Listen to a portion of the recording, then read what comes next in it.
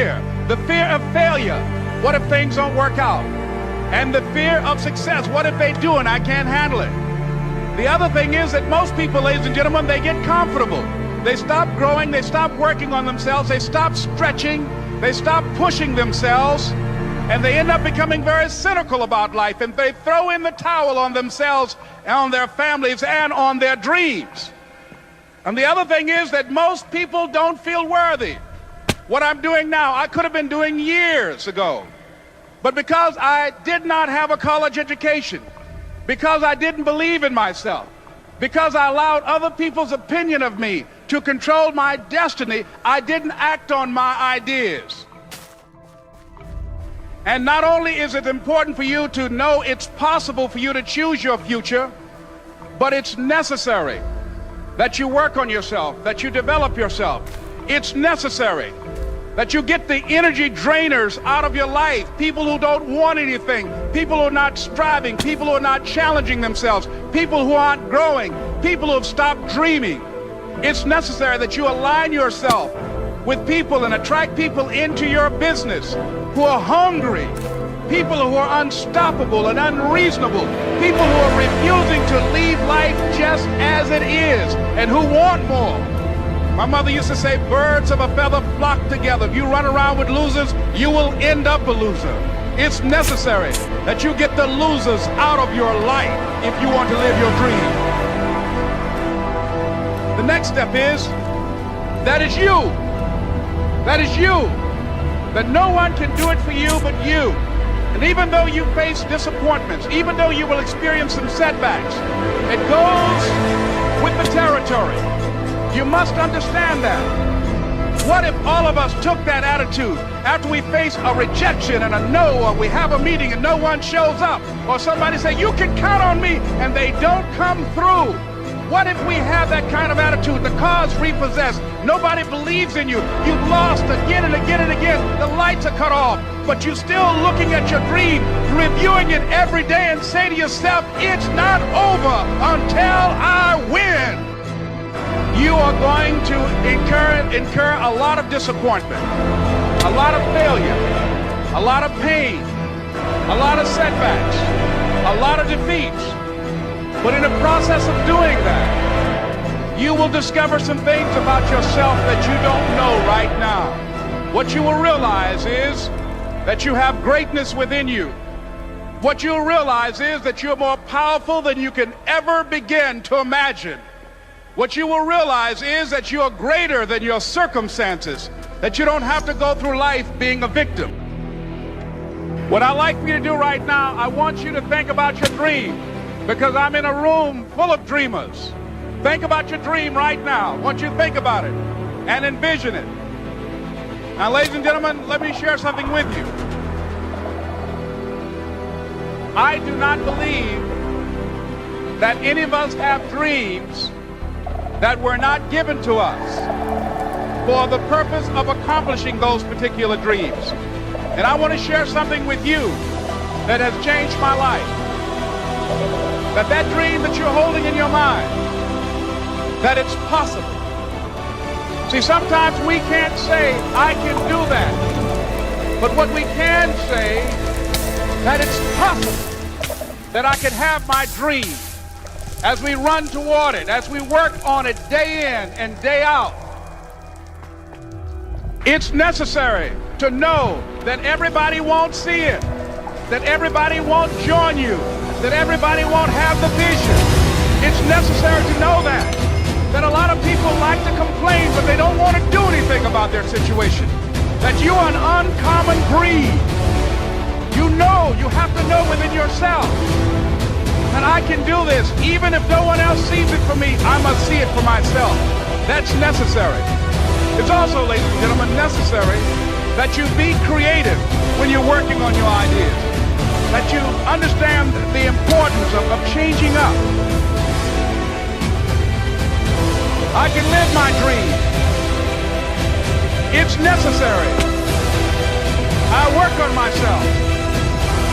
Surround myself with winners. Become creative. It's me. I gotta make it happen. I win.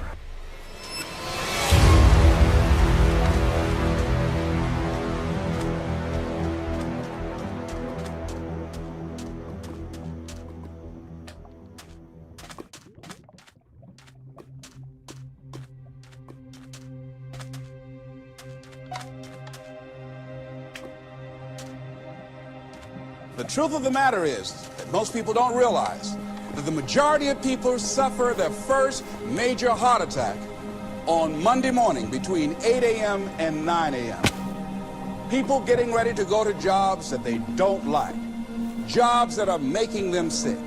You see, when you're not pursuing your goal, you are literally committing spiritual suicide. So society gets wrapped around becoming a part of a machine. Society, instead of becoming a bunch of individuals that are expressing themselves in unique ways, and everybody sort of borrows and shares and sells this and you sell that, and we all sort of figure out how we can contribute in a society, we got sidetracked and diverted into these boxes that they call companies and corporations, and we got stuck into these containers that they call cubicles or offices, and we got forced into this system. So our time, instead of it being invested in making pottery or fixing cars or doing something where you have a passion or you have some sort of a connection to, instead of that, you've sold your life. The world is loading his back with burdens. You're a beast of fucking burden. You're supposed to go to school. You're supposed to pass your tests. You're supposed to do your homework. You're supposed to clean your bedroom. You're supposed, right? All the things you're supposed to do, all the conditioning laid upon you, all the beliefs that you've been given, they're not yours.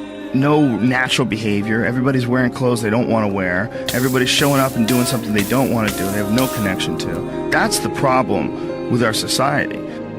We're good little boys and girls who have been walking on the line, hand in hand, following step by step all the rules in the book ever since our parents and teachers have been conditioning us to do what we're told. No society wants you to become wise.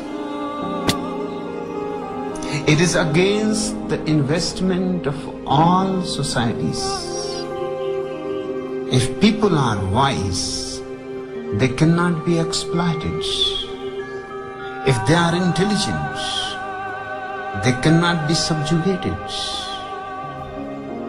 They cannot be forced in a mechanical life. That you work 8 to whatever the hours a day plus commuting, and then you're like this. And that's your life. That's your real fucking life. To step outside the bounds of the mental slavery that you're holding on to that was imposed on you by your parents, the teachers, society, and all of the institutions at large. With the possibility of taking a kind of general and panoramic view of the whole of human history up to now. And the Almighty said to me, Martin Luther King, which age would you like to live in?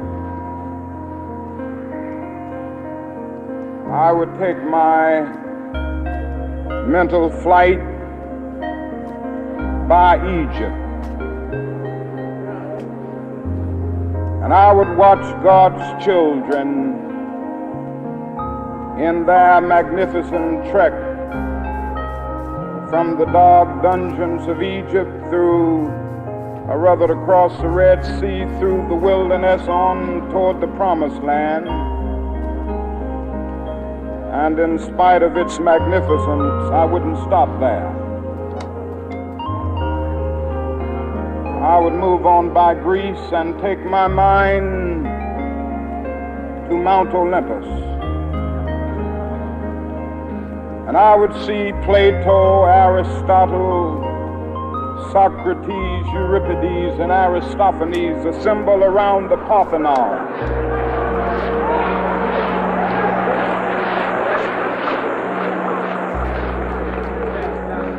And I would watch them around the Parthenon as they discussed the great and eternal issues of reality, but I wouldn't stop there.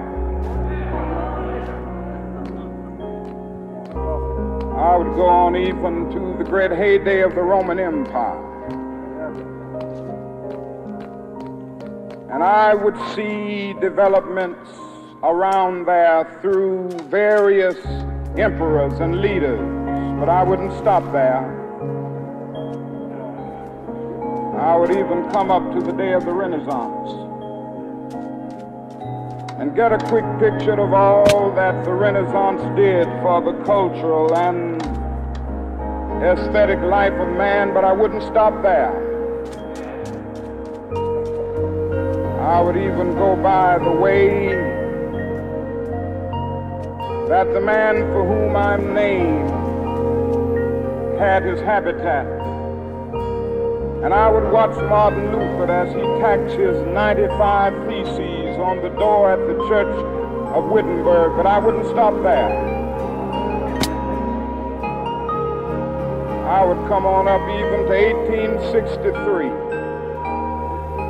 and watch a vacillating president by the name of Abraham Lincoln finally come to the conclusion that he had to sign the Emancipation Proclamation, but I wouldn't stop there.